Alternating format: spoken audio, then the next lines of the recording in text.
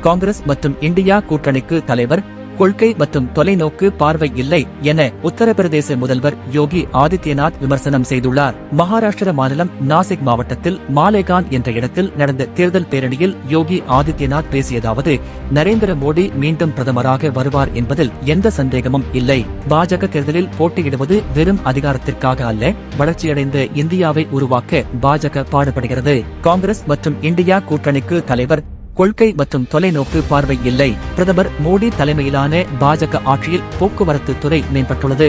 பாகிஸ்தானுக்கு ஆதரவானவர்களை அந்த நாட்டில் பிச்சை எடுக்குமாறு கேட்டுக்கொள்கிறேன். அந்த தேசத்தை புகழ்ந்து பேசுபவர்களுக்கு இந்தியாவில் இடமில்லை. 2014ஆம் ஆண்டுக்கு முன்பு ஒவ்வொரு இந்து பண்டிகைக்கு முன்பும் கலவரம் நடக்கும். மக்கள் நிம்மதியாக பண்டிகையை கொண்டாட முடியாது. தற்போது பாஜக ஆட்சியில் அந்த நிலை மாறியுள்ளது.